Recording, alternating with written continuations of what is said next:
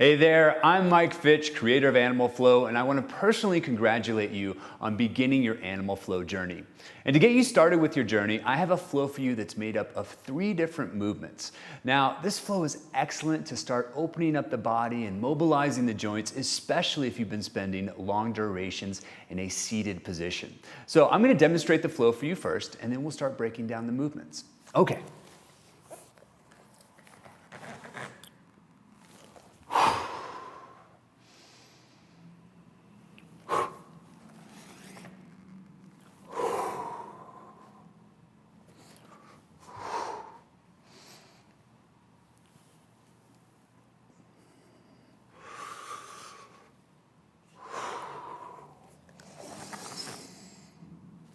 And then we would perform the entire flow starting with the opposite leg. So the 3 different movements that make up that flow are a front step, an under switch, and a crab reach. So we'll begin with the front step. The first thing that we're going to do is set up our beast position.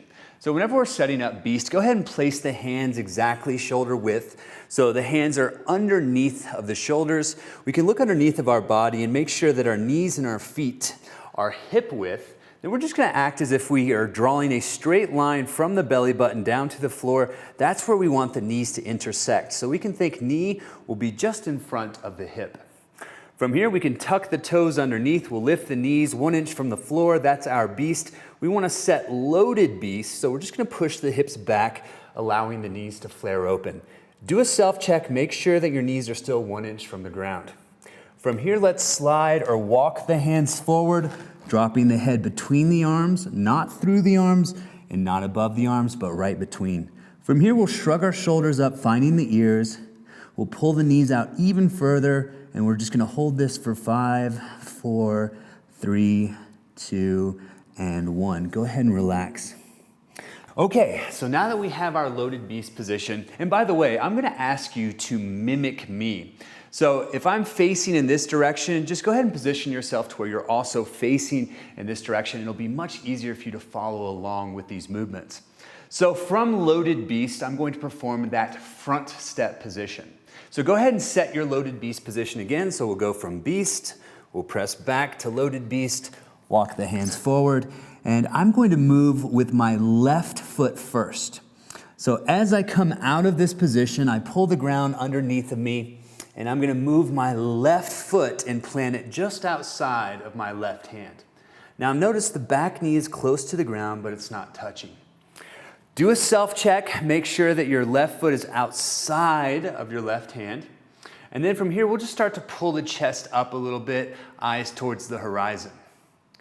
Now we'll press back, so we'll try to drive into the ground, lifting the left foot, pressing back to that loaded beast position, and we'll do the same thing on the right side or with the right leg. And so bring the right leg outside of the right hand, left knee is close to the ground but not touching. Then we'll drive back to our loaded beast position. Okay, so that's the first part of our front step. The next part of our front step, whenever we step, we're gonna see if we can lift the hand in order for the foot to land. So it needs to be a simultaneous exchange. So if I'm in loaded beast, and you can watch this first one, if I'm in loaded beast and I do a left leg front step, I come out, I lift the hand so that the foot can land. I'm gonna drop that back knee close to the ground, not touching.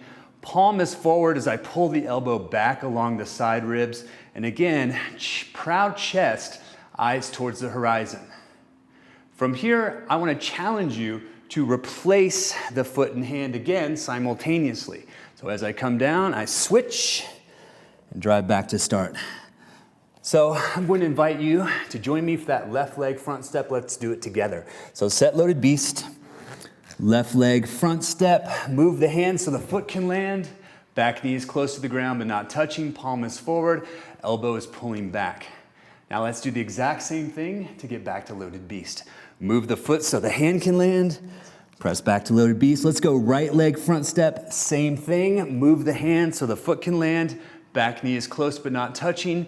Elbow is pulling back, palm forward, eyes forward. Let's replace that foot with the hand and drive back.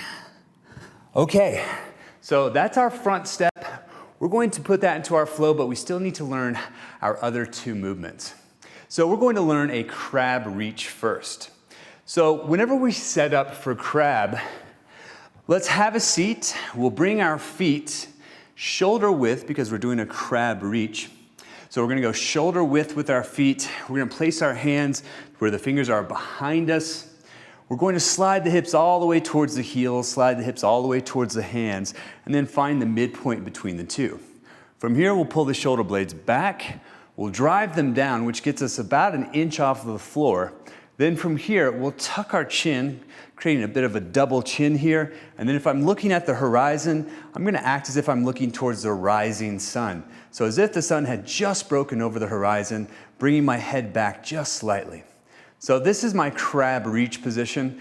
If I want to perform a crab reach, it's going to look like this. So left arm, crab reach. Return to crab.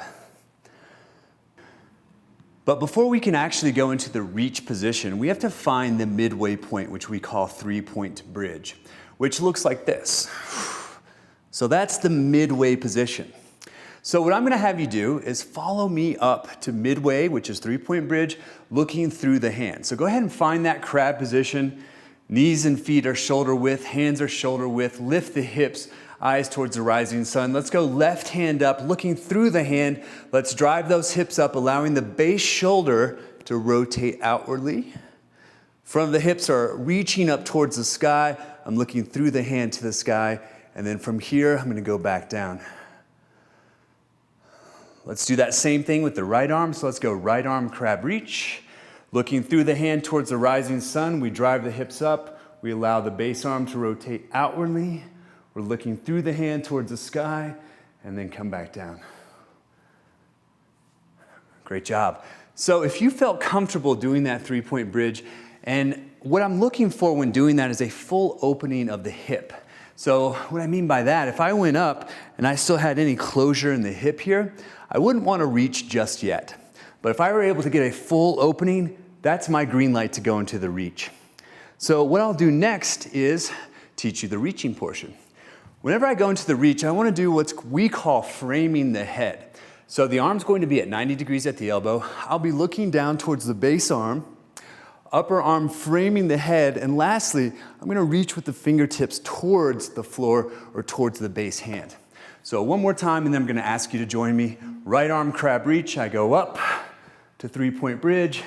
I go up and over, framing the head, and then reach with the fingertips towards the ground. I'll bring my eyes back to find the hand, and then drop back down to start. So let's go with a left arm crab reach. That way when you turn, you can watch me and mimic my position. So set crab, left arm crab reach, up to 3-point bridge. If you feel comfortable here with an open hip, go for the reach. Upper arm framing the head, fingertips reaching towards the ground. Then I'll look for the hand again as I return. Great job. Let's go right arm crab reach. So right arm comes up. I drive up to 3-point bridge. If I have open hips, I go up and over, upper shoulder stacking on top of lower, reach with the fingertips towards the ground. Return to crab. Okay, great job. So those are 2 of our 3 movements for our beginner flow. The last movement is called an underswitch. Now, if I break down the language of an underswitch, it just means that the leg that's traveling will be traveling underneath of the body, and I'll be switching from beast to crab or vice versa. You already know beast and you already know crab.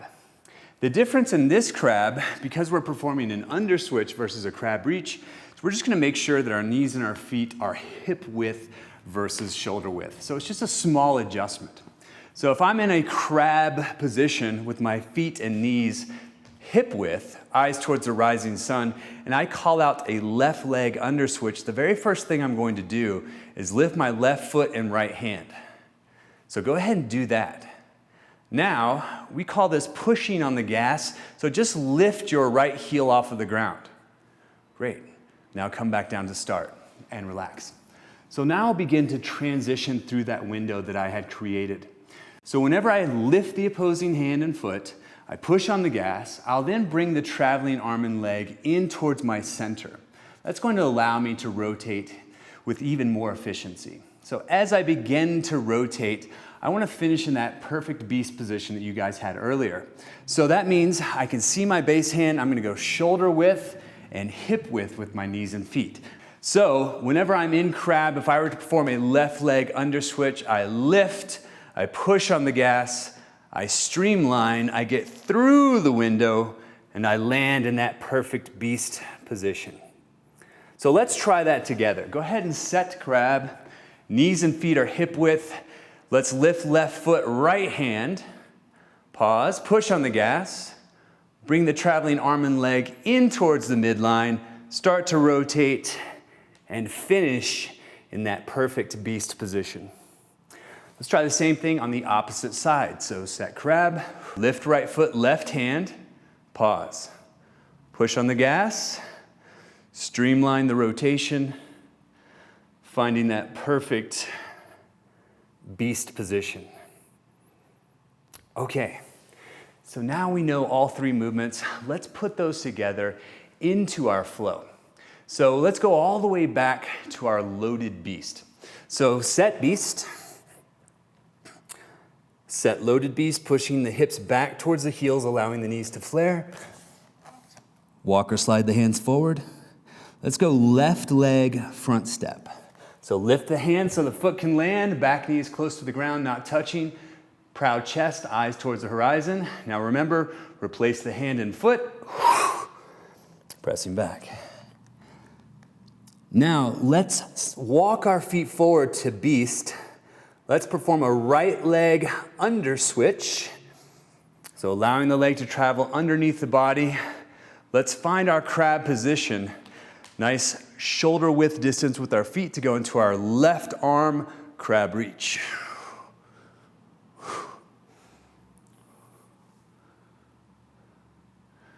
Return to crab. Then from here, all we have to do is lift our right foot, push on the gas. Let's do that under switch again, then press back to loaded beast. Same thing, opposite leg leads. So from loaded beast, let's go right leg front step. Replace the hand and foot, return to loaded beast. Let's set that static beast position. Let's go left leg under switch, knees and feet shoulder width. Let's go right arm crab reach. Up and over. Return to crab. Lift the left foot, push on the gas. We're back to our loaded beast position. Okay, so I hope you enjoyed your flow. You can continue to practice that sequence, and again, use it whenever, wherever you'd like. We always encourage you to begin and end any animal flow session with wrist mobs. Okay, again, congratulations on beginning your animal flow journey. We'll see you real soon.